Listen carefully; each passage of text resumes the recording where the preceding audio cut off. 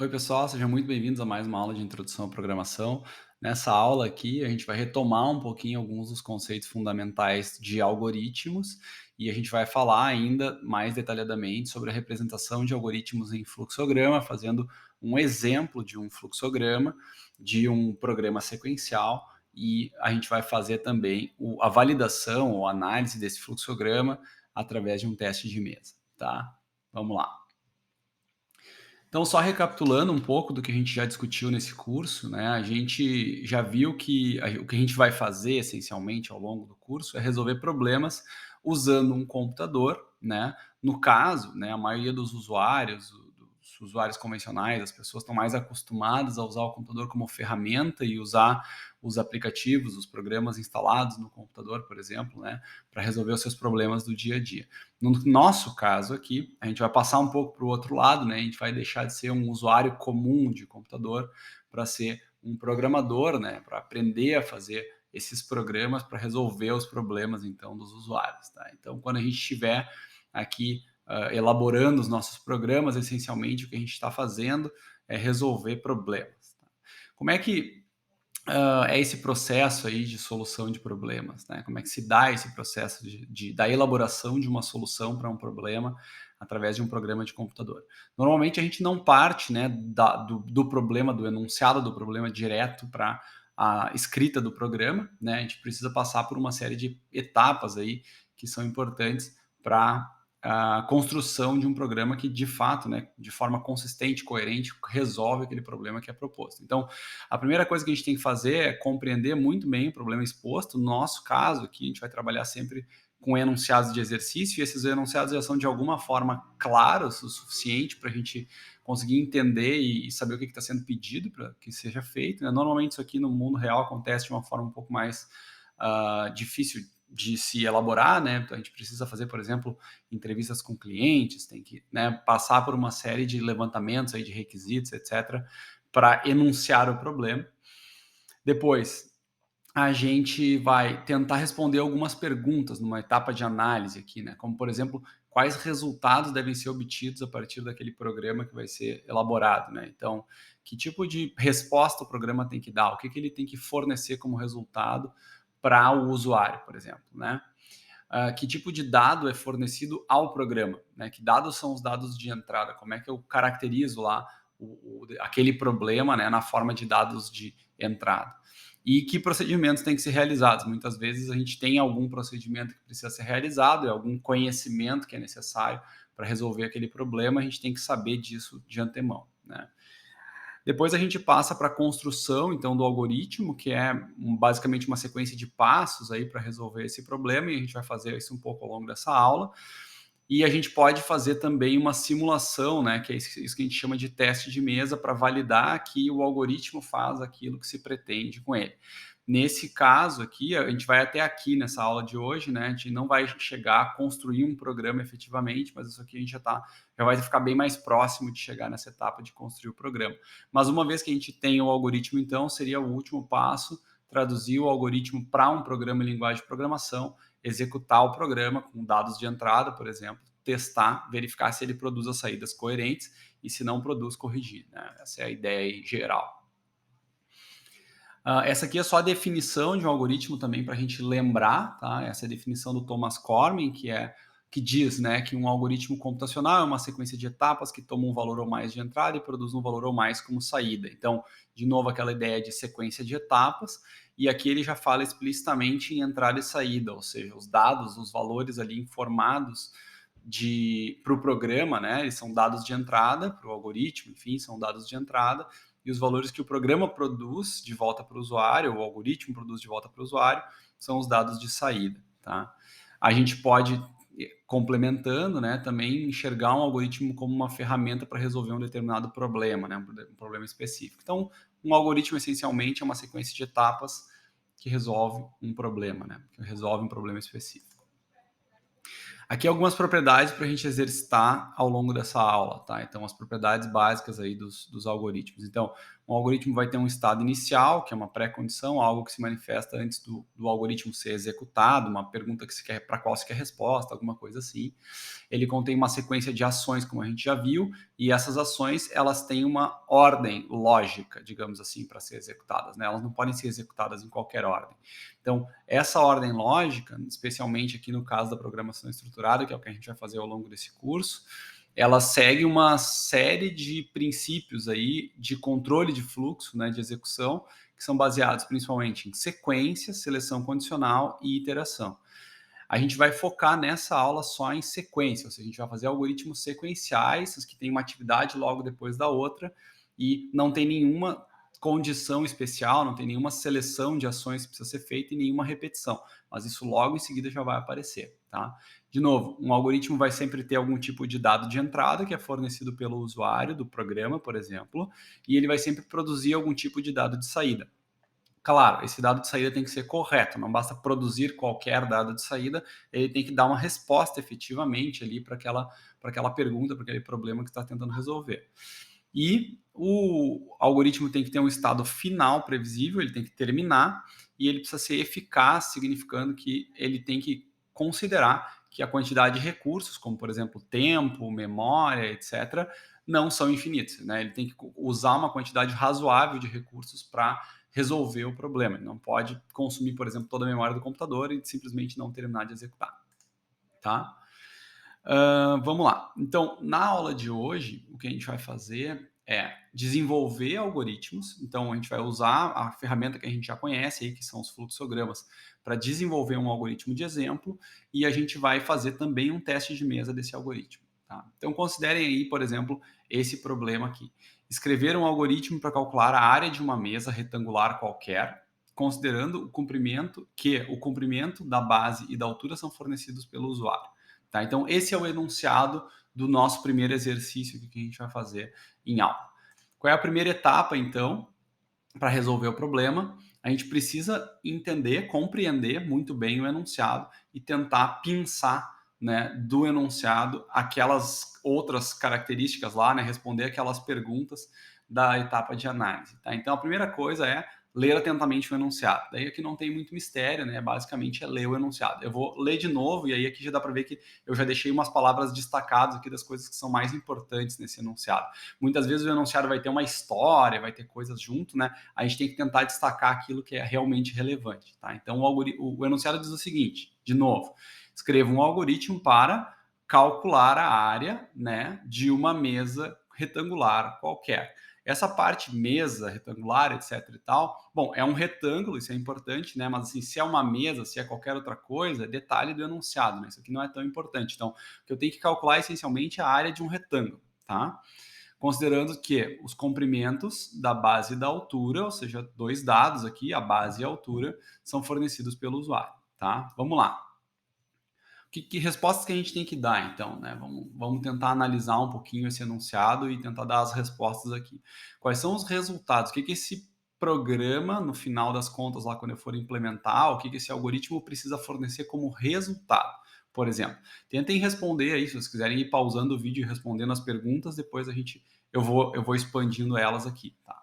Então, essencialmente, o resultado que deve ser obtido nesse caso aqui é o cálculo da área da mesa. Tá? Então, é algo que estava lá no enunciado dizendo, né? Faça um algoritmo para calcular a área de uma mesa e tudo mais. Então, é o cálculo da área da mesa. Isso é o resultado que se espera produzir a partir desse algoritmo.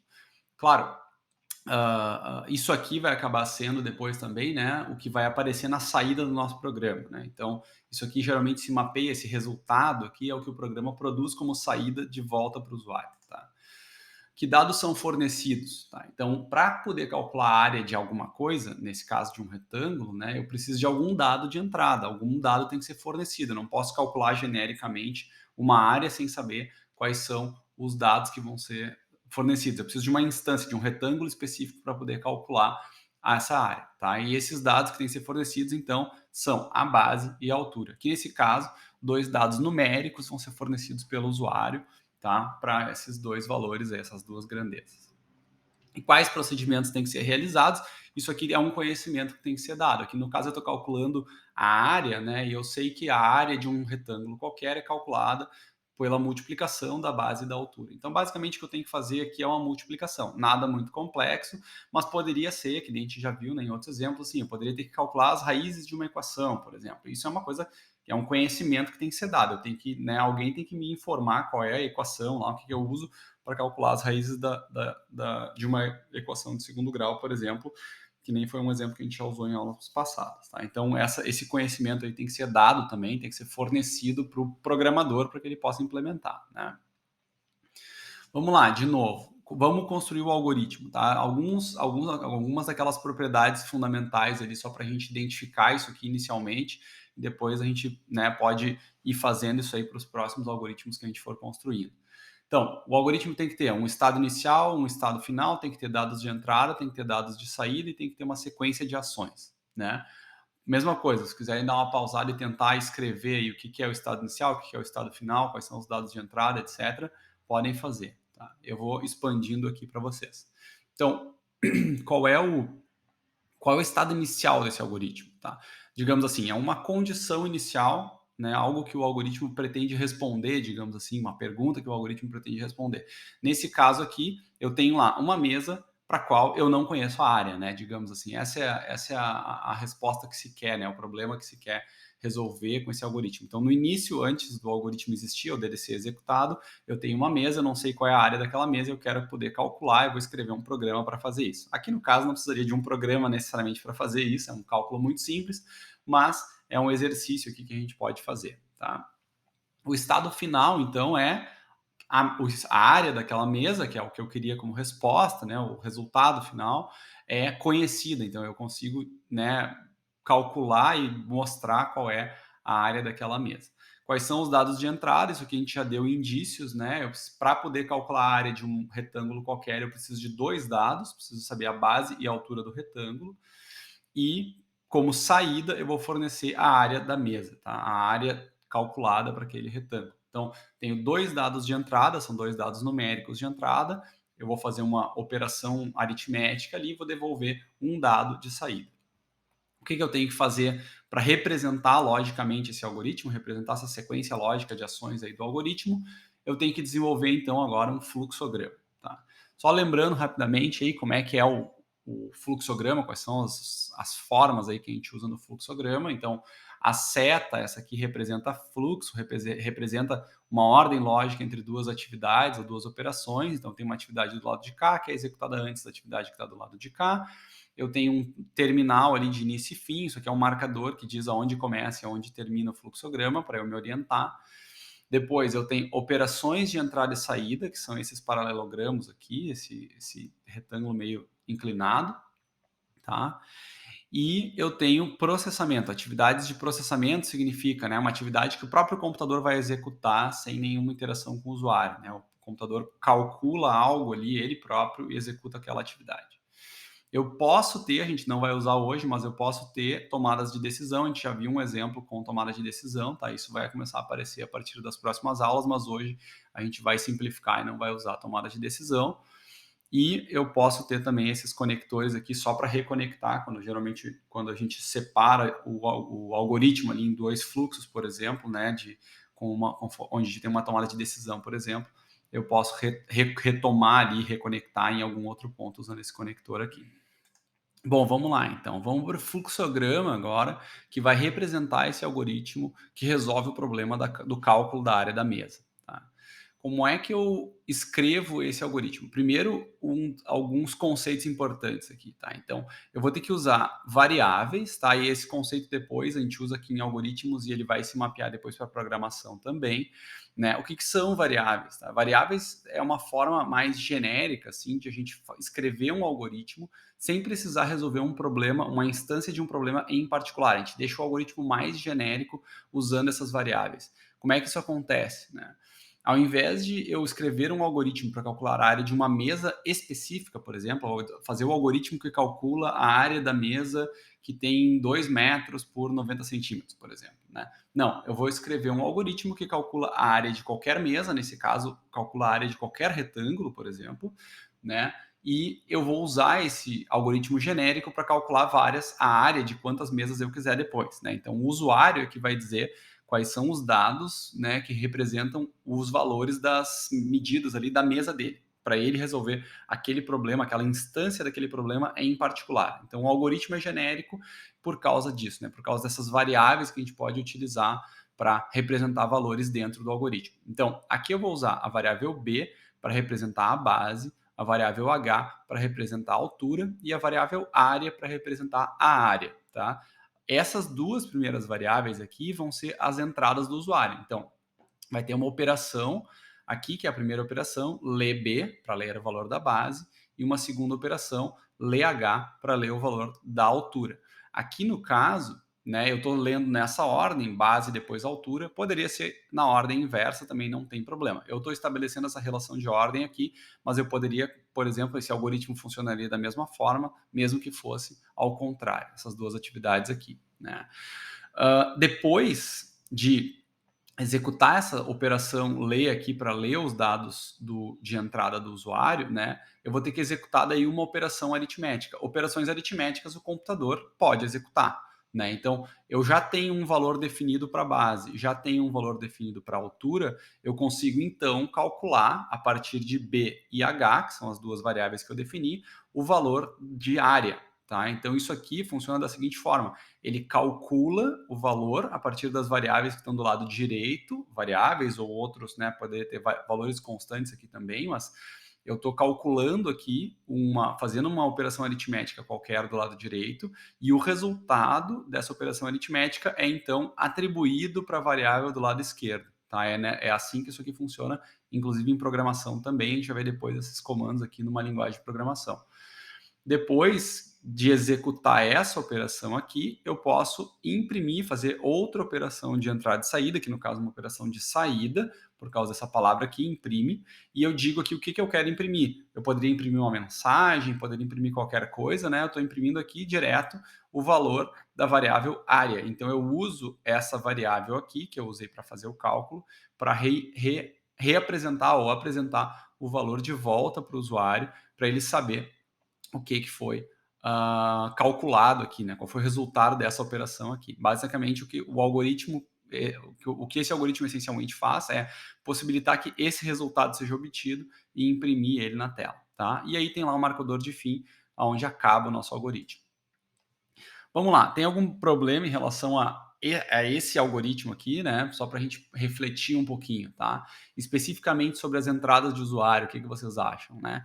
O usuário aqui, no algoritmo, a gente costuma simplificar algumas coisas, por exemplo, né? Aqui no caso, a gente está dizendo para o usuário, olha, informa um valor para a base, né? Não colocamos nenhuma restrição, né? O usuário, em tese, poderia informar qualquer valor. Ele poderia, por exemplo, informar valores negativos, né?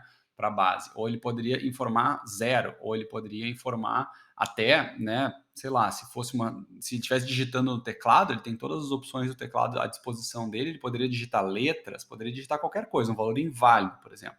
Nesse começo do curso, principalmente aqui nos primeiros programas, a gente vai meio que assumir que o usuário é um usuário bem comportado e ele vai dar as entradas corretamente, tá? Mas isso aqui na prática, na vida real, não é bem assim, né? A gente tem que fazer uma série de tratamentos para evitar que o usuário execute o programa e tenha um problema, execute alguma operação inválida, alguma coisa assim. Geralmente a gente faz isso quando a gente vai implementar o programa. Tá? Aqui no algoritmo a gente vai simplificar bastante para não se preocupar com isso, a gente só se preocupa mais com a lógica mesmo.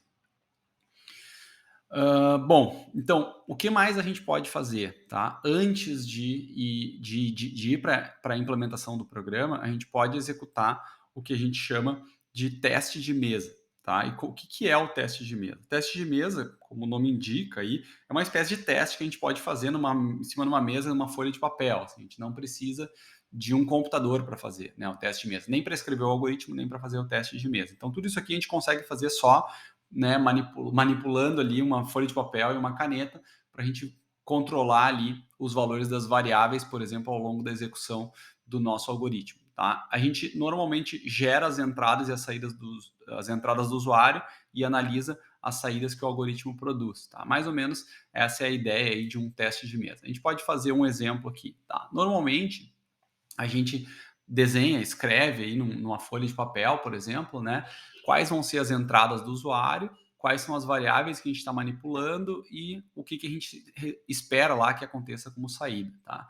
Aqui nesse exemplo, a gente poderia, por exemplo, fazer o seguinte: a gente poderia simular essa execução aqui, né? Ou seja, eu poderia fazer de conta, né, que o usuário está executando esse algoritmo e eu estou nessa atividade, por exemplo, né? Cheguei aqui na atividade LB. O que acontece quando eu executo essa atividade? O usuário tem que fornecer um dado de entrada. Então, eu vou dizer que o usuário forneceu o dado número 3, por exemplo, né?